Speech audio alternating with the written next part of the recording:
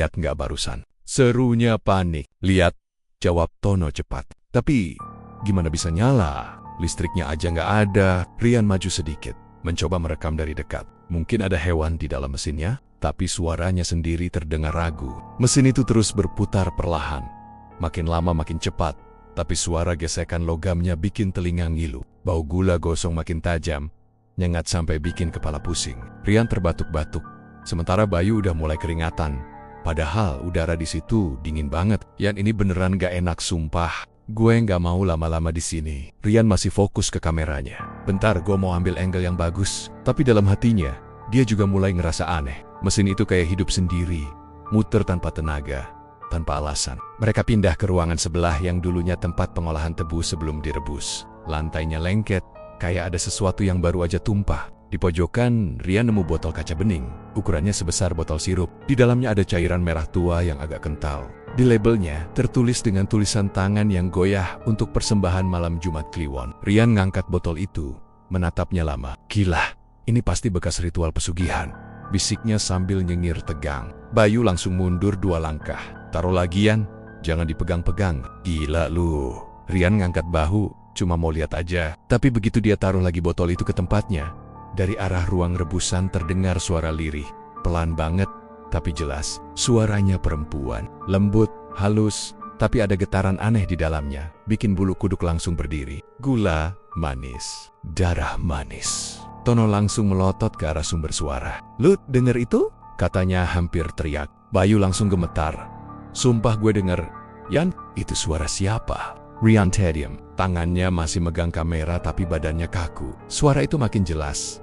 Kayak seseorang lagi nyanyi dari dalam ruang rebusan yang gelap gulita. Suaranya nggak cuma datang dari satu arah, seolah-olah gema itu muter di sekitar mereka, nyelinap lewat sela-sela dinding dan pipa tua. Cahaya senter mereka tiba-tiba meredup sendiri. Lampu LED kamera Rian juga kedap-kedip, bikin suasana makin gak karuan. Jangan panik, jangan panik. Rian berusaha tenang, tapi suaranya bergetar. Dia muter badannya, nyorot ke arah suara itu. Di bawah cahaya senter yang redup, mereka ngelihat sesuatu di lantai seperti bekas tapak kaki basah yang baru aja lewat. Tapak itu kecil, kayak kaki perempuan dewasa, tapi basahnya bukan air. Warnanya agak gelap, merah kecoklatan, dan anehnya, tapak itu bergerak pelan ke arah mereka. Satu demi satu muncul di lantai, padahal nggak ada siapa-siapa di depannya. Tono langsung teriak, Yan, ayo keluar sekarang!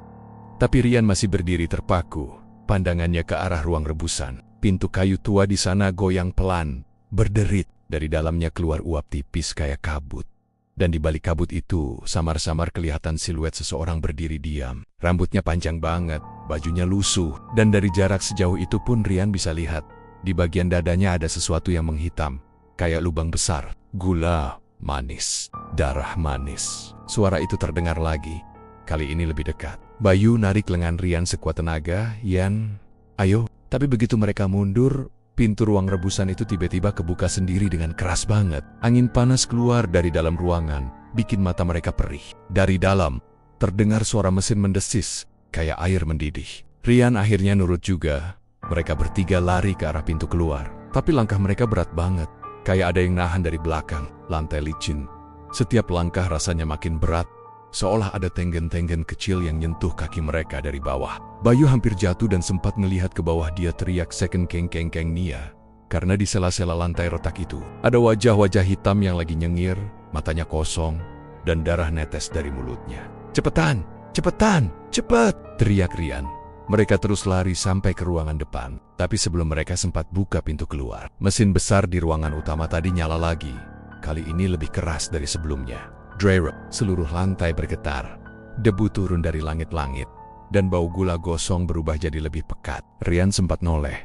Dan di saat itu, dia ngelihat sesuatu di atas mesin itu. Sosok perempuan berdiri di sana. Rambutnya panjang banget sampai hampir nyentuh roda besi yang berputar. Tubuhnya kurus, bajunya compang-camping, dan matanya merah menyala. Dia nggak bergerak, cuma berdiri dan senyum lebar. Dari mulutnya netes cairan merah yang jatuh menetes ke lantai. Yan, Yan, bisik Tono pelan.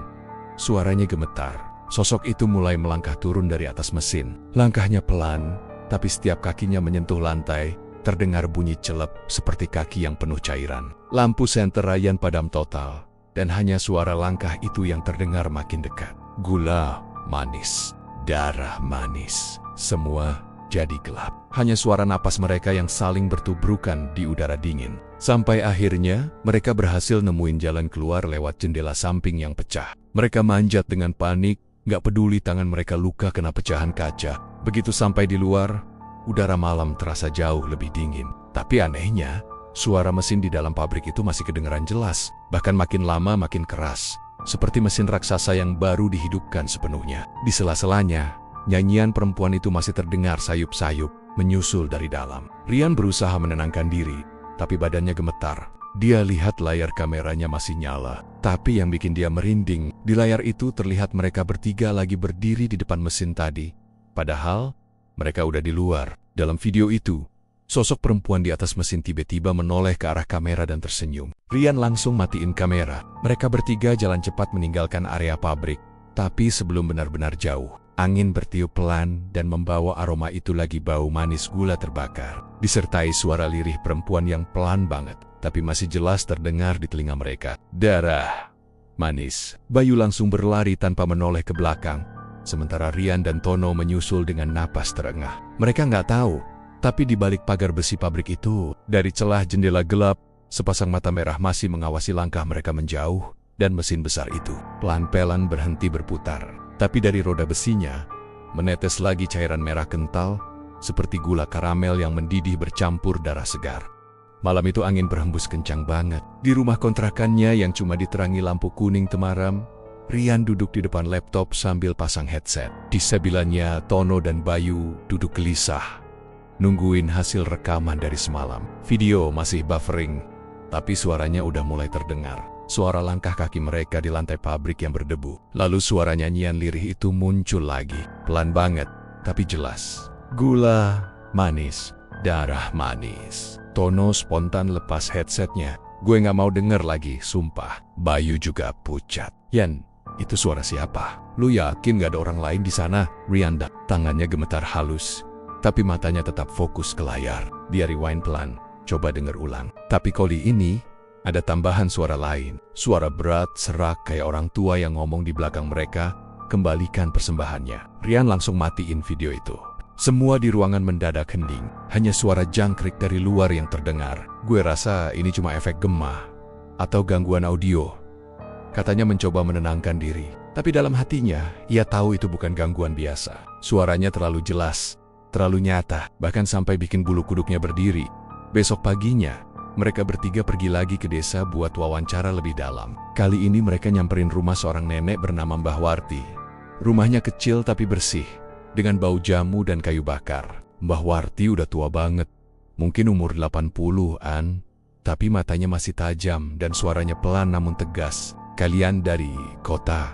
ya? Tanya. Rian mengangguk sambil nyalain kamera kecil. Iya mbah, kami lagi bikin dokumenter tentang sejarah pabrik gula Mulyo. Katanya dulu pabrik itu sempat ramai banget, terus tiba-tiba tutup, ya? Mbah Warti menatap kosong ke arah luar jendela. Dulu nak, pabrik itu sumber penghidupan warga sini. Setiap musim panen tebu, suara mesin ngigeling kedengeran sampai ke rumah-rumah. Tapi semua berubah waktu bos barunya datang. Namanya Pak Surya. Dia yang bangun ulang pabrik itu. Tanya Bayu pelan. Iya, jawab Mbah Warti. Tapi dia tamak. Dia nggak puas cuma dapat untung dari gula. Dia pengen lebih. Banyak orang bilang dia pesugihan, nyerahin keringat para pekerja buat makhluk halus penunggu pabrik. Makhluk itu katanya wujudnya perempuan tinggi besar. Rambutnya panjang sampai tanah, kulitnya pucat, dan matanya merah menyala. Setiap malam Jumat Kliwon, katanya dia muncul di ruang rebusan gula. Semua terdiam, hanya suara jam tua berdetak di sudut ruangan. Rian menelan ludah. Terus bosnya sekarang kemana mbak? Udah mati semua, jawab Mbah Warti tanpa ragu. Tapi waktu dikubur, warga kaget. Wajah mereka senyum semua, matanya terbuka dan tubuhnya kering kayak tebu abis diperas. Seolah mereka disedot habis tenaganya. Dari situ, pabrik ditutup. Tapi tiap malam Jumat, bau gula gosong masih suka tercium. Tono yang dari tadi cuma diam akhirnya bersuara. Jadi makhluk itu masih di sana mbah. Mbah Warti pelan-pelan berdiri, ngambil segelas air putih dari meja, lalu bilang lirih. Makhluk itu bukan sekadar penunggu. Dia penjaga perjanjian, dan kalau kalian ganggu, dia bakal nyari pengganti persembahan yang hilang. Kata-kata itu bikin suasana makin dingin. Rian langsung matiin kameranya dan pamit. Tapi dalam perjalanan pulang, pikirannya terus muter ke kalimat terakhir Mbah Warti tadi. Nyari pengganti persembahan yang hilang. Sampai di rumah, Rian langsung buka file video rekaman pabrik lagi. Kali ini dia perhatiin frame demi frame. Di menit ke-12, pas kamera lagi ngarah ke ruang rebusan, dia lihat sesuatu. Sebuah bayangan hitam berdiri di pojokan. Badannya tinggi, rambutnya panjang banget, dan matanya merah kayak bara api. Tapi anehnya, di video itu cuma muncul setengah detik sebelum gambarnya langsung glitch. Bayu, sini deh, panggil Rian dengan suara pelan tapi tegang. Bayu mendekat dan ikut ngeliat layar. Begitu bayangan itu muncul lagi, Bayu langsung mundur. Gila Yan, itu bukan efek kamera. Gue lihat sendiri waktu di sana. Pojokan itu kosong, nggak ada siapa-siapa. Rian diam, matanya tetap nempel di layar. Kalau itu makhluk yang dimaksud Mbah Warti, berarti kita udah ganggu sesuatu yang nggak seharusnya. Malamnya Rian nggak bisa tidur. Di luar, hujan turun deras banget. Suara air jatuh di genteng bikin suasana makin sepi. Jam udah nunjukin pukul 2 pagi. Tapi dari ruang kerja, laptop Ryan tiba-tiba nyala sendiri. Layarnya muter video yang sama dari pabrik. Padahal tadi udah dimatiin. Rian bangun pelan. Jalan mendekat. Di layar, gambar bergetar, lalu muncul wajah perempuan pucat dengan senyum lebar banget. Matanya merah menatap lurus ke kamera. Rian teriak dan langsung cabut kabel listrik. Tapi mesinnya masih nyala. Dan dari speaker laptop, suara berat itu kedengeran lagi. Kembalikan gula manis, darah manis. Rian lari ke kamar, nutup pintu, tapi dari balik kaca jendela, dia lihat bayangan rambut panjang melintas cepat banget di luar. Hujan makin deras. Lampu tiba-tiba kedip-kedip, dan dari arah dapur, suara benda jatuh terdengar keras. Pelan-pelan, Rian buka pintu. Dapur kosong, tapi di lantai ada jejak kaki basah menuju pintu belakang. Bukan jejak kaki manusia, tapi kayak bekas tumit panjang dan yari-yari tajam. Besoknya, Tono dan Bayu datang. Mereka kaget lihat muka Rian pucat dan matanya merah kayak kurang tidur. "Lu kenapa?" tanya Tono. Rian cuma jawab singkat, "Dia datang." Bayu bingung. "Siapa?" Rian menunjuk laptop yang masih tergeletak di meja. "Makhluk itu, penjaga pabrik." Bayu langsung ngibrit matiin laptopnya, tapi tiba-tiba layar berubah lagi. Muncul gambar 3 orang di depan pabrik.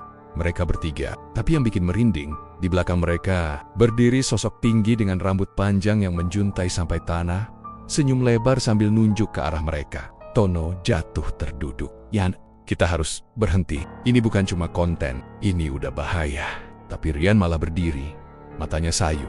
"Gue nggak bisa berhenti. Dia udah nunjukin diri. Kalau gue stop, gue malah bisa jadi persembahan selanjutnya." Suasana jadi hening banget. Cuma terdengar detak jam dinding dan napas mereka bertiga yang mulai nggak teratur.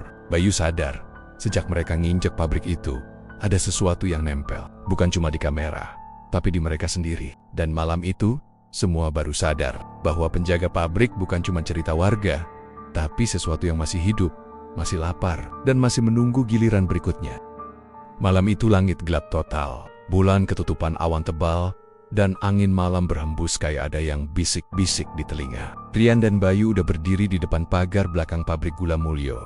Kali ini mereka cuma berdua. Tono menolak ikut. Katanya masih trauma sama kejadian di laptop waktu itu. Tapi Rian gak bisa tenang. Sejak malam videonya nyala sendiri, suara itu terus datang di tidurnya. Kadang cuma bisikan pelan, tapi kadang sampai teriak keras di kepalanya. Kembalikan persembahannya. Bayu udah beberapa kali nyuruh batalin niat buat balik ke sana. Tapi Rian tetap keras kepala. Katanya, kalau mereka nggak balik, arwah di sana bakal terus ganggu. Gue harus tahu apa yang sebenarnya terjadi. Katanya dengan mata lelah tapi penuh tekad. Begitu mereka masuk lewat celah pagar, hawa di sekitar langsung berubah. Angin berhenti berhembus. Suasana jadi hening banget sampai napas sendiri kedengaran jelas. Dari dalam pabrik, tercium aroma manis yang menusuk. Bukan aroma gula biasa, tapi lebih pekat, kayak bau karamel gosong bercampur darah besi. Rian berhenti sebentar. Matanya menatap gelap ke arah dalam. Lucy Mbe. Bayu nutup hidung. Ya, tapi baunya aneh banget Yan, nggak kayak waktu itu. Mereka melangkah pelan. Senter di tangan Bayu jadi satu-satunya sumber cahaya. Begitu cahaya itu menyorot lantai, Bayu langsung nahan napas. Lantai pabrik tampak basah, licin, dan mengilap merah kehitaman. Awalnya dikira oli mesin, tapi makin lama makin jelas. Itu darah. Cairannya kental dan menetes dari arah mesin besar di tengah ruangan. Rian coba nyalain kamera. Lampunya nyala tapi malah kedip-kedip sendiri kayak disabotase. Kamera gue rusak, Bay. Udah, nggak usah direkam dulu. Kita lihat aja, kata Bayu pelan. Tapi bahkan suaranya sendiri udah bergetar. Mereka jalan makin dalam. Di tengah ruangan, tepat di bawah atap yang bolong, ada meja kayu besar. Di atasnya ada dupa menyala 3 batang. Asapnya naik pelan, tapi arahnya berputar-putar aneh kayak ditarik sesuatu. Padahal mereka baru datang. Gak ada yang bisa nyalain itu. Bayu mundur 1 langkah. Yan, siapa yang nyalain dupa itu? Rian nggak jawab. Dia malah ngelangkah mendekat. Tangannya gemetar waktu lihat di atas meja ada sesuatu yang bikin jantungnya hampir berhenti. Botol kaca berisi cairan merah. Sama persis kayak yang mereka temuin dulu. Dengan tulisan tangan yang udah setengah luntur. Untuk persembahan malam Jumat Kliwon. Angin tiba-tiba bertiup kencang banget. Sampai dupa yang nyala tadi oleng, tapi nggak padam. Asapnya makin tebal dan berubah warna jadi kehitaman. Dari arah mesin besar di ujung ruangan, kedengeran suara berat kayak besi diseret. Krik-krik. Rian dan Bayu langsung refleks nengok. Tapi di sana nggak ada siapa-siapa. Cuma bayangan panjang yang bergoyang di dinding. Lalu suara perempuan itu muncul lagi. Pelan banget. Nyanyinya kayak dari bawah tanah. Darah. Tebu. Darah manusia. Bayu langsung jatuh tersungkur. Senter di tangannya mati total. Pabrik langsung gelap gulita. Cuma tersisa cahaya samar dari bara dupa yang masih menyala merah. Rian panik, nyari-nyari posisi Bayu di lantai. Bye-bye, lu di mana? Tapi nggak ada jawaban. Cuma suara isakan pelan dari arah belakang mesin. Rian merangkak pelan ke sana. Tangannya gemetar. Dia sentuh sesuatu di lantai, dingin, basah dan licin. Begitu cahaya dari layar kamera yang masih setengah nyala menyinari, ternyata itu darah. Di sampingnya, Bayu terduduk dengan mata terbuka lebar, tapi kayak nggak sadar. Bibirnya komat kamit ngomong sendiri. Suaranya pelan banget. Manis, manis, darah manis. Rian langsung goyangin bahu temannya. Bayu, sadar, Bay. Tapi Bayu malah balik menatap dia dengan mata kosong. Lalu senyum kecil muncul di wajahnya. Giliran lu sekarang, Yan. Suara itu bukan suara Bayu. Suaranya lebih berat, pelan, dan menggema kayak 2 orang ngomong bareng. Dari belakang Bayu, muncul bayangan tinggi banget. Rambutnya panjang sampai tanah, terurai lebat nutupin separuh wajahnya. Kulitnya pucat keabu-abuan, dan matanya merah menyala kayak bara. Langkahnya pelan, tapi lantai yang diinjak berderit keras. Rian mundur sambil bawa kamera yang udah mulai ngerekam sendiri. Tapi tiba-tiba bayangan itu berhenti tepat di depan meja dupa. Dari mulutnya keluar bisikan, pelan tapi jelas. Ritualnya belum selesai. Darah tebu harus dibayar dengan darah manusia. Rian mundur terus sampai punggungnya nabrak dinding. Tapi tiba-tiba, semua dupa padam. Gelap total, hening. Lalu, dari kegelapan, muncul suara mesin besar muter pelan. Padahal, nggak ada listrik. Rian, lampu kamera nyala sendiri dan mulai fokus ke tengah ruangan. Di sana, bayangan perempuan itu sekarang berdiri di atas meja, badannya tinggi menjulang hampir nyentuh langit-langit. Tangan kirinya megang botol kaca persembahan, Tangan kanannya meneteskan darah ke lantai. Bayu yang masih duduk di lantai tiba-tiba kejang-kejang, darah keluar dari hidung dan telinganya. Rian teriak manggil namanya, tapi tiba-tiba bayangan perempuan itu melirik dia, dan semua suara di sekitar langsung hilang, bahkan detak jantung pun gak terdengar. Lalu bisikan itu masuk ke telinganya. Giliranmu sekarang. Rian ngerasa dadanya sesak banget, matanya buram, tapi di tengah kepalanya, dia ngelihat sesuatu kayak kilasan cepat, gambar orang-orang pabrik dulu, kerja keras di bawah panas, tapi wajah mereka pucat kayak nggak punya jiwa. Lalu bayangan Pak Surya si bos pabrik, berdiri di depan mesin dengan dupa dan botol yang sama. Ritual itu ternyata udah dilakukan puluhan tahun lalu, dan malam ini, ritual itu terulang lagi. Rian coba baca doa, tapi lidahnya keluh, tubuhnya berat banget, kayak ditekan dari semua arah. Dari langit-langit, darah mulai netes satu-satu, jatuh ke meja kayu yang sekarang berubah jadi hitam legam. Bayangan perempuan itu menunduk pelan, lalu nyengir, memperlihatkan gigi hitam panjang-panjang. Dulu darah mereka manis, sekarang darahmu gantian. Rian menjerit sekencang-kencangnya, tapi nggak ada suara keluar dari mulutnya. Lampu kamera tiba-tiba pecah, senter jatuh dan padam. Dalam kegelapan total, cuma ada suara mesin pabrik yang berputar makin cepat, disusul dengan jeritan panjang yang tiba-tiba berhenti hening. Beberapa menit kemudian, suara langkah kaki berat terdengar lagi, makin lama makin jauh. Lalu mesin berhenti, dan bau gula terbakar kembali memenuhi udara. Keesokan paginya, warga desa yang lewat di depan pabrik ngelihat sesuatu aneh. Asap hitam tipis keluar dari dalam gedung. Waktu mereka nekat ngintip dari celah pintu, lantai pabrik masih basah merah. Dan di tengah ruangan, cuma ada kamera kecil yang masih nyala, merekam satu hal. Meja kayu dengan 3 dupa menyala, dan botol persembahan yang sekarang udah penuh lagi. Sampai hari itu, Rian dan Bayu nggak pernah pulang. Warga bilang setiap malam Jumat Kliwon, 2 suara laki-laki suka terdengar dari dalam pabrik. Satu nangis, satu lagi ketawa kecil. Lalu diikuti suara perempuan yang menyanyi pelan. Gula manis, darah manis.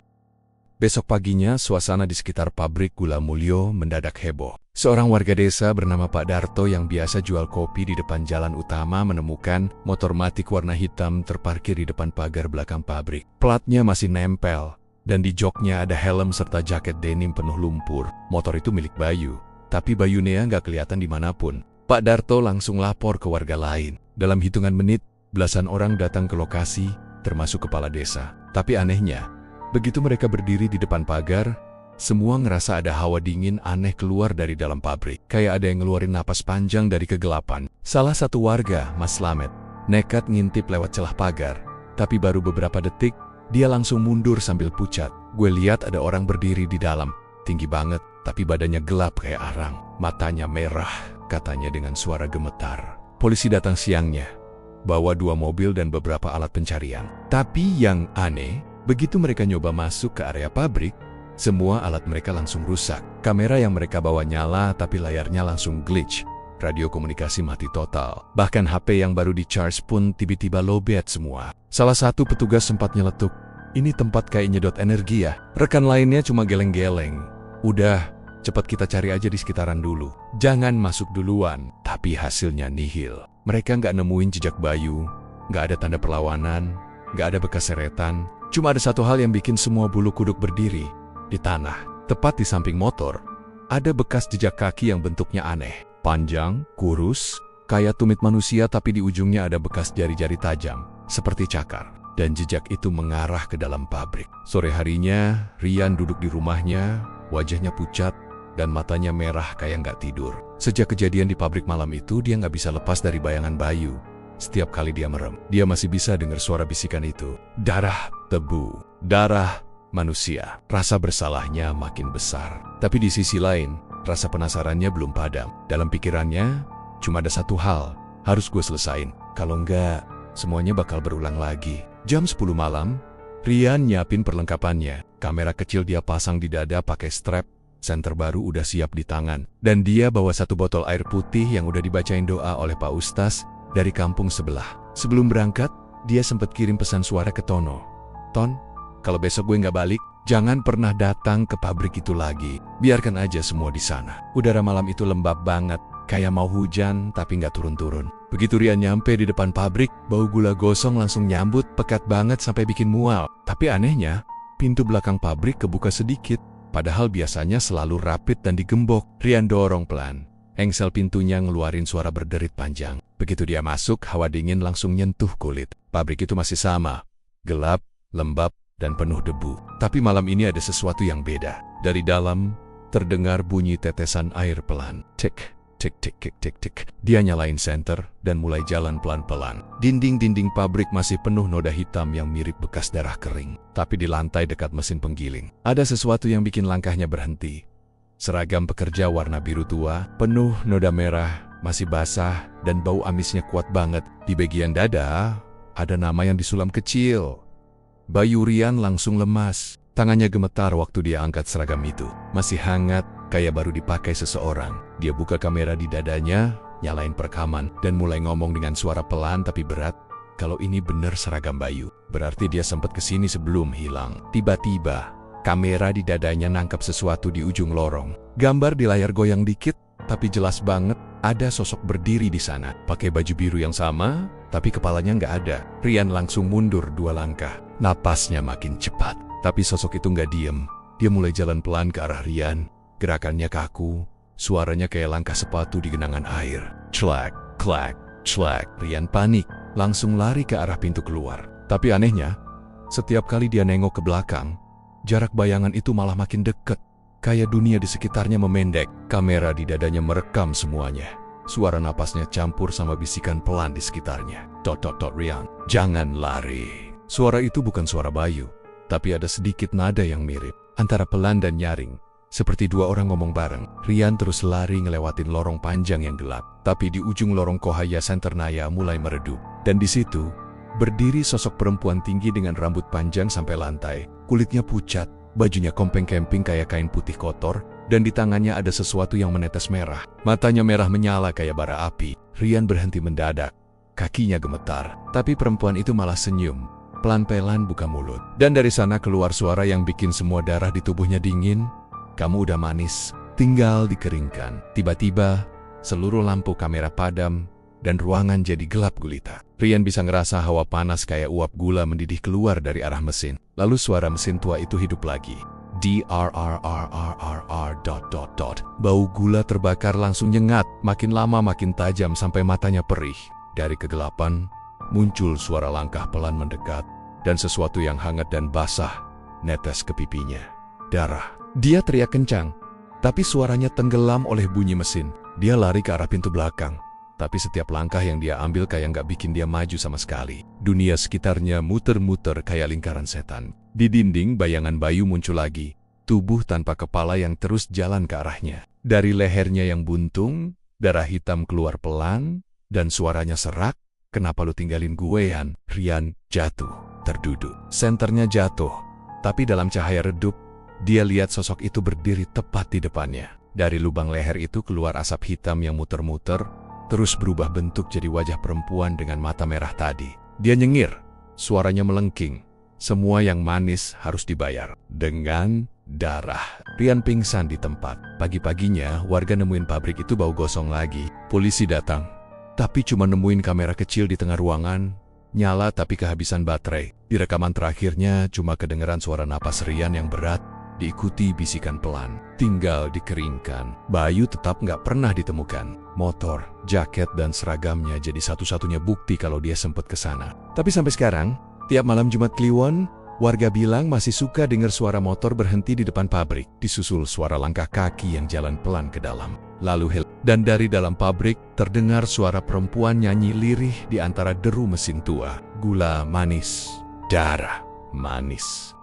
Rian kabur secepat yang dia bisa. Nafasnya tersengal, keringat dingin ngucur dari pelipisnya. Lorong pabrik itu makin sempit, dan bau amis bercampur gula gosong makin kuat menusuk hidung. Suara langkahnya menggema di antara dinding besi tua, tapi di belakangnya ada langkah lain yang terdengar berat, lambat, dan pasti seolah makhluk itu nggak perlu buru-buru, karena tahu dia nggak akan bisa keluar. Dia sampai di ruangan paling ujung ruang mesin utama, tempat penggilingan tebu besar berdiri. Besinya berkarat, tapi masih kokoh, menjulang setinggi 2 orang dewasa. Rian buru-buru narik gagang pintu, tapi nggak bisa. Pintu besi itu terkunci rapat dari luar. Dia gedor-gedor, teriak minta tolong, tapi suaranya cuma mantul ke dinding. Suasana hening lagi, Cuma suara napasnya dan degup jantung yang makin cepat. Lalu, tanpa peringatan, mesin giling itu tiba-tiba hidup. Suaranya nyaring banget, memekakan telinga.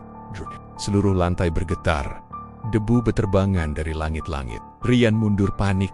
Matanya melotot ke arah roda besi besar yang mulai muter pelan-pelan. Gigi-gigi besinya beradu, mengeluarkan suara nyaring kayak jeritan logam yang diseret. Gak mungkin, ini mesin udah rusak sejak lama, gumamnya ketakutan. Tapi suara mesin makin keras, makin cepat, kayak sedang ngunyah sesuatu yang keras di dalamnya.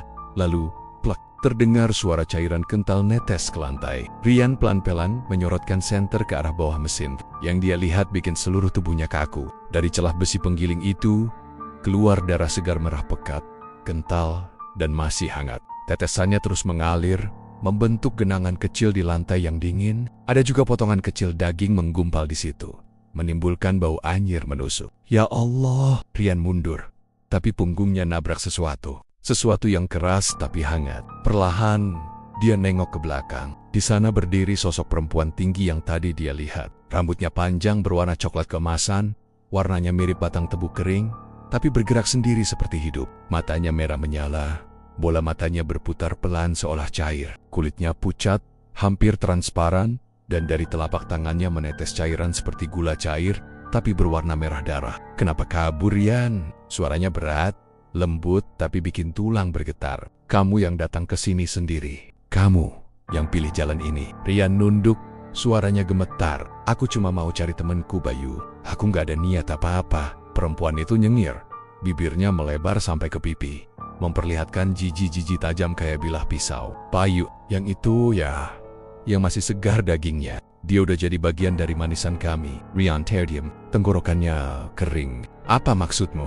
Makhluk itu jalan pelan ke arah mesin giling. Setiap langkahnya, lantai meninggalkan bekas merah. Dia nunjuk ke mesin besar itu.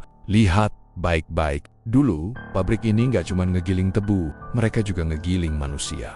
Rian melongo, nahan napas. Kamu ngomong apa? Pemilik pabrik ini dulu serakah.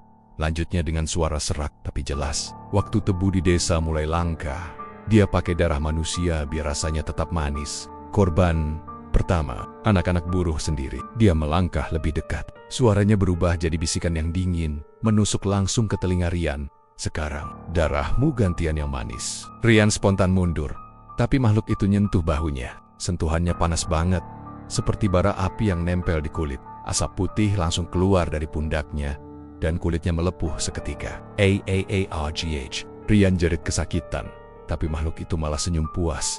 Jari-jarinya mencengkeram makin keras. Rian ngerasa pandangannya mulai kabur. Sambil terengah, dia berusaha ambil kamera kecil di dadanya. Dengan tangan gemetar, dia pencet tombol rekam. Lampu indikator merah nyala.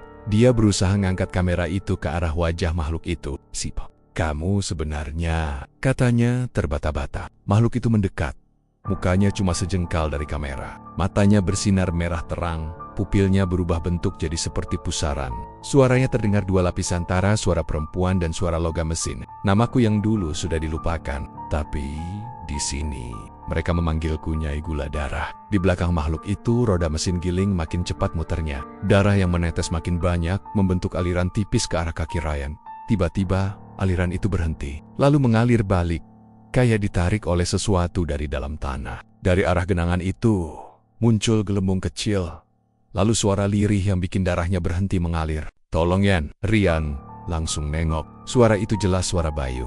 Bayu, low demonet. Tapi jawabannya cuma suara mesin dan tawa kecil Nyai Gula Darah. Dia udah jadi bagian dari kemanisan pabrik ini. Katanya pelan, kamu akan menyusul. Makhluk itu angkat tangannya, dan seketika mesin berhenti mendadak hening.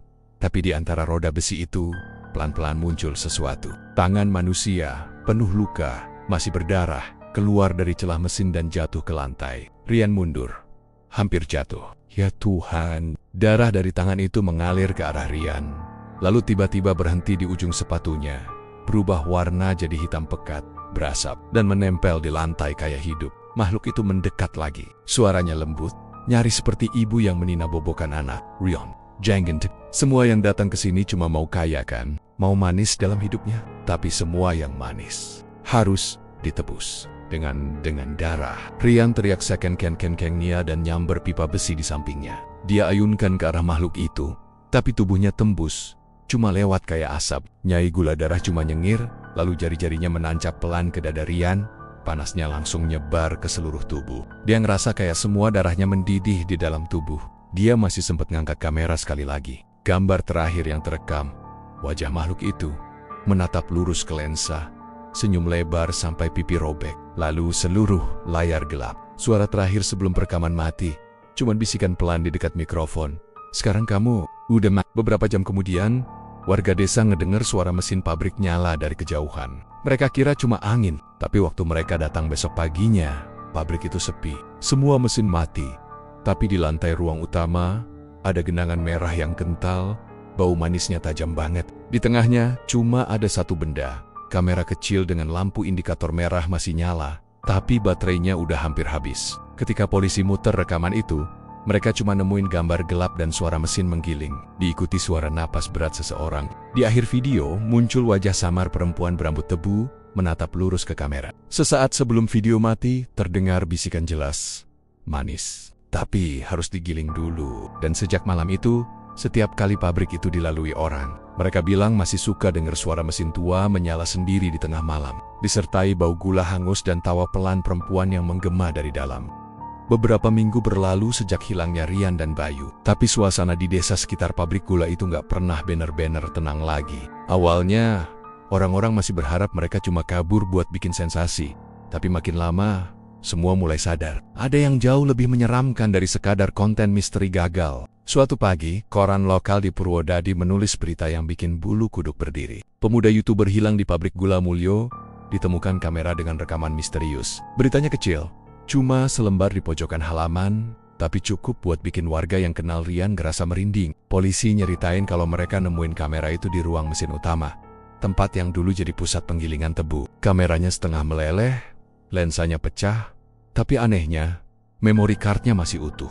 Begitu mereka coba putar hasil rekamannya di kantor, suasananya langsung berubah hening. Semua orang yang nonton wajahnya pucat. Awalnya video itu cuma gelap, suara napas berat Rian kedengeran pelan. Lalu tiba-tiba terdengar jeritan panjang, penuh rasa sakit dan suara perempuan ketawa. Bukan ketawa biasa, tapi ketawa yang nadanya tinggi banget, seperti logam digesek. Semakin lama, ketawa itu berubah jadi nyanyian pelan. Gula, manis, darah, manis. Di detik terakhir rekaman, muncul wajah Rian di kamera. Tapi wajahnya udah bukan seperti Rian yang mereka kenal. Matanya kosong, bola matanya hitam pekat kayak arang, dan mulutnya terbuka lebar seolah lagi teriak. Tapi nggak ada suara keluar. Bibirnya pecah-pecah, seperti habis kering banget. Setelah itu layar langsung mati, tapi masih kedengaran suara mesin bergemuruh di kejauhan. Polisi yang nonton waktu itu katanya langsung muntah. Salah satu dari mereka bahkan minta pindah tugas. Dan sejak hari itu, mereka resmi nutup lokasi pabrik dengan pagar tinggi dari besi. Dikasih tulisan besar dilarang masuk bahaya. Tapi warga desa tahu, pagar besi nggak bakal bisa nahan arwah yang udah haus darah. Setiap malam Jumat Kliwon, orang-orang masih sering dengar suara mesin tua nyala sendiri dari arah pabrik. Nggak cuma suara mesin, kadang juga terdengar kayak suara orang kerja. Ada yang nyapu, ada yang ngaduk sesuatu, bahkan kayak suara anak-anak ketawa kecil. Tapi waktu dicek pagi harinya, semua sepi. Debu di lantai masih tebal.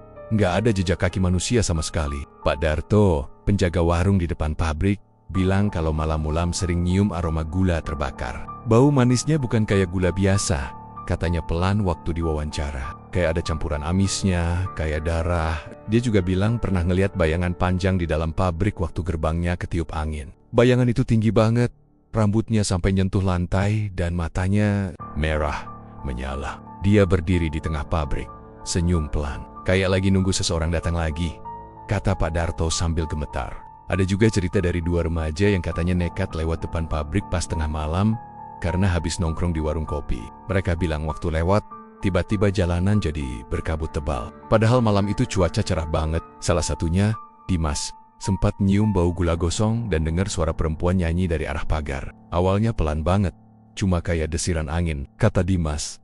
Tapi lama-lama suaranya makin deket, nyanyinya kayak gula manis, darah manis, gitu. Gue langsung ngajak temen gue kabur. Tapi pas nengok ke belakang, gue lihat ada bayangan perempuan tinggi berdiri di depan gerbang. Rambutnya nutupin muka, dan dia senyum. Gue yakin banget dia ngelihat langsung ke gue. Besoknya Dimas sakit demam tinggi. Katanya tiap dia merem selalu kebayang wajah perempuan itu. Matanya merah, bibirnya kering, dan kulitnya kayak habis dilumurin gula cair. 3 hari kemudian, Dimas pindah keluar kota. Nggak pernah balik lagi. Sejak itu, nggak ada yang berani lewat depan pabrik kalau udah lewat jam 9 malam. Bahkan suara jangkrik pun katanya berhenti kalau malam Jumat. Semua warga percaya makhluk penjaga pabrik, Nyai Gula Darah, masih di sana, menjaga pesugihan tua yang belum selesai. Beberapa paranormal pernah datang. Salah satunya Mbah Rono, orang sakti dari luar kota. Dia datang dengan niat menutup portal di pabrik itu, tapi hasilnya malah makin aneh.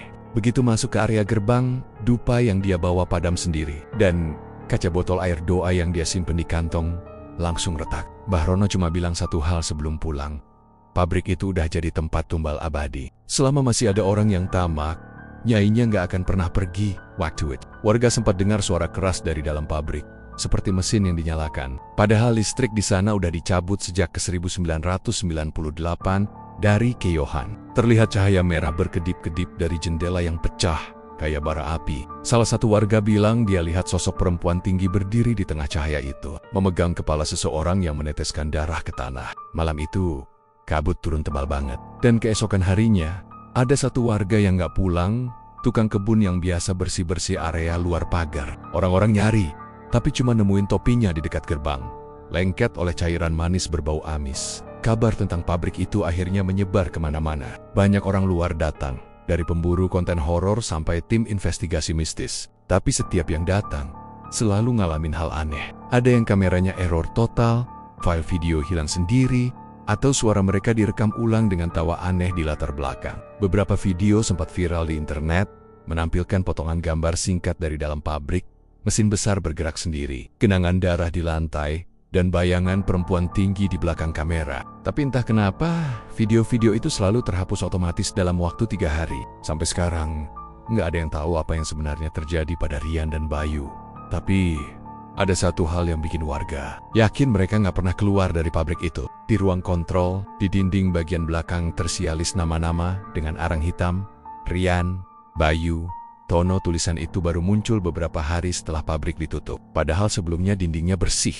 Yang lebih menyeramkan, di bawah tulisan itu ada tambahan baru, tulisan kecil, samar, seperti ditulis pakai jari berdarah. Giliranmu berikutnya. Setiap kali malam turun, dan suara mesin tua itu mulai terdengar pelan dari kejauhan. Warga cuma bisa nutup pintu dan matiin lampu. Angin malam membawa aroma gula terbakar yang makin pekat, dan kadang diselingi suara lembut seorang perempuan menyanyi. Gula, manis, darah manis. Beberapa orang yang nekat tetap datang buat buktikan pabrik itu nggak berhantu, tapi nggak pernah ada yang balik. Dan sampai hari ini, siapapun yang lewat depan pabrik Gula Mulyo di malam Jumat Kliwon, kalau dengar suara mesin menyala sendiri, lebih baik jangan nengok ke arah gerbang. Karena katanya, di sana ada sosok perempuan tinggi berambut panjang, sedang berdiri sambil senyum, nunggu korban baru yang haus ketenaran, sama seperti Rian dulu. Dan kalau kamu mencium bau gula terbakar dari arah angin malam, mungkin dia lagi berdiri di belakangmu, menatap dengan mata merah menyala, sambil berbisik pelan, manis. Tapi harus digiling dulu. Terima kasih sudah menonton channel Mystery Story. Terus dukung channel ini dengan cara komen, like, share, dan subscribe. Mohon maaf jika ada kesamaan nama tokoh, tempat kejadian ataupun cerita, itu adalah kebetulan semata.